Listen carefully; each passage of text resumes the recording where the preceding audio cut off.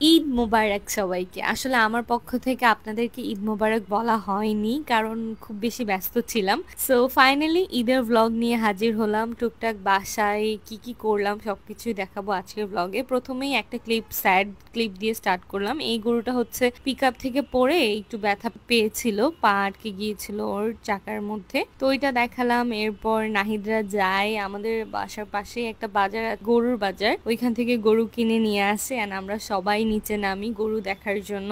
And ইজানকে দেখেন, he is super happy. ও একটু বুঝতে পারার পর এটা ওর প্রথম ঈদ অ্যান্ড ও খুব খুশি। বাট আজকের এই ঈদের দিনে ও একটু স্যাড, কারণ এই যে ওর বন্ধু, এই যে ওর মায়ের জিনিস, এটা 2 দিন ধরেও দেখছিল, এখন আর নাই। সো ও নিচে গেলেই এটা জাস্ট খুঁজতেছিল যে নাই, পাচ্ছে না, এরকম আর কি।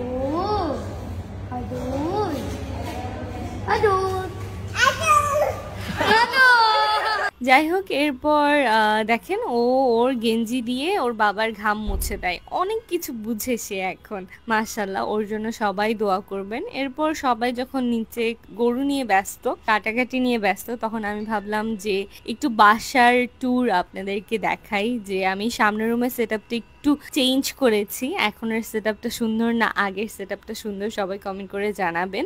সো আমি একটু একটু করে, মানে হয় না নিজে গুছাইলে একটু মন চাই যে সবকিছু কর্নার কর্নার, পাই টু পাই ভিডিও করি, তো আমার ওরকম মন চাচ্ছিল ভিডিও করতে। অ্যান্ড অ্যাজ অলওয়েজ, যেহেতু নিজের বাসা না, আমি খুব বেশি ডেকোরেট করিনি, মানে ইন্টেরিয়র খুব বেশি করা হয়নি আমাদের। সো জাস্ট ছিমছাম কোনো রকম থাকার জন্য যতটুক দরকার ওটুক নিয়েই আছি, আলহামদুলিল্লাহ।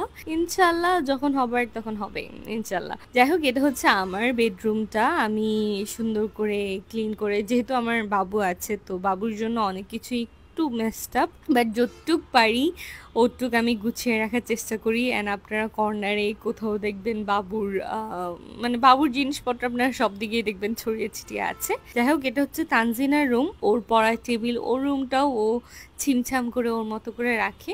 এরপর একটু নিচে গেলাম, কেমন কাটাকুটা হচ্ছে ওগুলো দেখতে। দেখার পর বাসায় গরুর মাংস আসলো, এরপর গরুর মাংস রান্না বসিয়ে দিল আম্মু। এরপর চালের রুটি করা হচ্ছে, ভাত করা হচ্ছে। বেসিক্যালি আমরা ঈদের দিন দুপুরবেলা চালের রুটি দিয়ে গরু মাংস খাই। এত মজা ছিল মাশাল্লাহ, এইবারের গরুটা মানে অসম্ভব মজা হয়েছে। এরপর আম্মু আব্বু তো ব্যস্ত ভাগ করা নিয়ে, ভাগাভাগি শেষে এরপর আমি টেবিলটা সেট করা নিয়ে ব্যস্ত হয়ে গেলাম। আমার আসলে এত এইসব ইন্টারেস্ট নাই, যেহেতু আমাদের শরীয়ত অনুযায়ী 3 ভাগ করা উত্তম, ওইটাই করা হয়েছে। বাট না করলেও চলে, কেউ যদি চায় পুরোটা নিজে রাখবে সে সেটাও করতে পারে, কেউ যদি চায় একটু দান করবে বাকিটা নিজে রাখবে, মানে it's depend on you. Basically কোরবানটা আসলে ডিপেন্ড করে আপনি আল্লাহর সন্তুষ্টির জন্য কতটুকু মানে নিয়ত করে, কতটুকু সৎ নিয়ত করে আপনি কোরবানটা দিচ্ছেন। যাই হোক, সবাইকে সবার ভাগের অংশগুলো বুঝিয়ে দিচ্ছিল নাহিদ।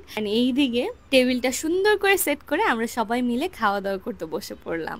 সো আজকের ব্লগটা এই পর্যন্তই। এরপর বিকালে কি কি করলাম সেটা দেখাবো নেক্সট ব্লগে। আল্লাহ হাফিজ।